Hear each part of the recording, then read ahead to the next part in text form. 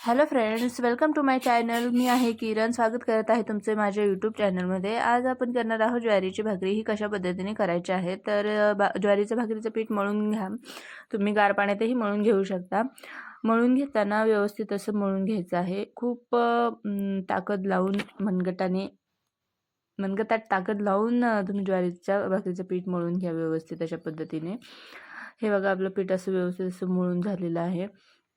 मळून झाल्यानंतर तुम्हाला हवे असेल तेवढं पिठाचा गोळा करून तुम्ही घेऊ शकता. त्याच्यानंतर आपण खाली पीठ घेणार आहोत. जास्त प्रमाणात पीठ घ्यायचं नाही.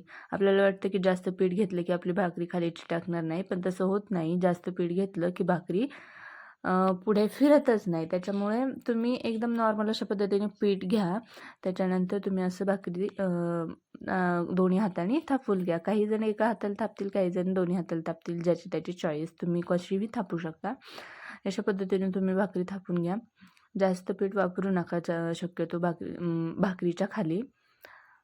या पद्धतीने तुम्ही बोटाच्या साहाय्याने भाकरी मोठी करून घ्या. त्याच्यानंतर तुम्ही परत अशा पद्धतीने गोलगोलरित्या भाकरी फिरवत राहा.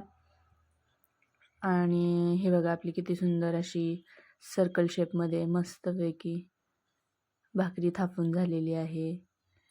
आणि आता ह्या कडाकाठा नीट करायचं काम चालू आहे.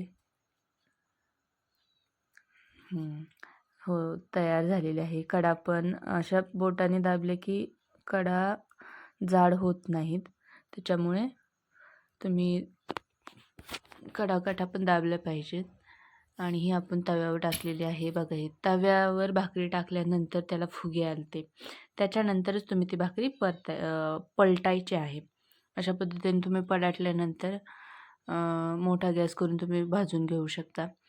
त्याच्यानंतर भाकरीला बारीक मोठा गॅस लागेल असं काही नसतं. तोपर्यंत आपण दुसरी भाकर थापून घेऊयात.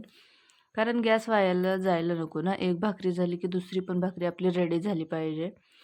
इथं पीठ ऑलरेडी मळलेलं होतं. त्याच्यामुळे भाकरीचा गोळा करून डायरेक्ट भाकरी थापायला घेतलेली आहे. ही सुद्धा भाकरी ही बाजरीची भाकरी आहे.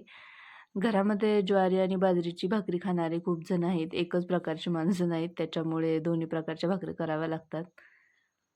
सो इथे ही पण भाकरी रेडी होता चालली आहे.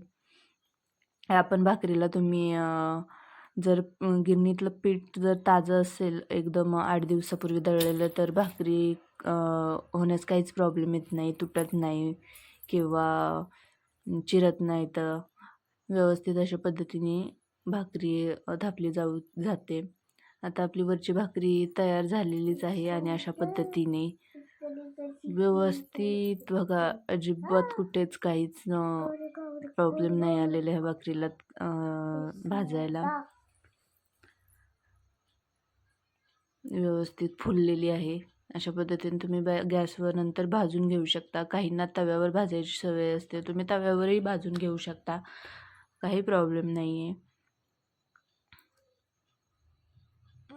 या पद्धतीने तुम्ही भाकरी भाजून घ्या. छान अशी दिसत आहे.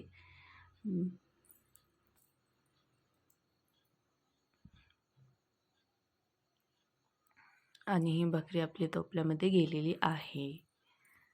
तर या पद्धतीने आपण आपल्या भाकऱ्या करून घ्यायच्या आहेत. व्हिडिओ आवडला तर लाईक, शेअर, सबस्क्राईब करा माझ्या यूट्यूब चॅनेलला. मी आहे किरण.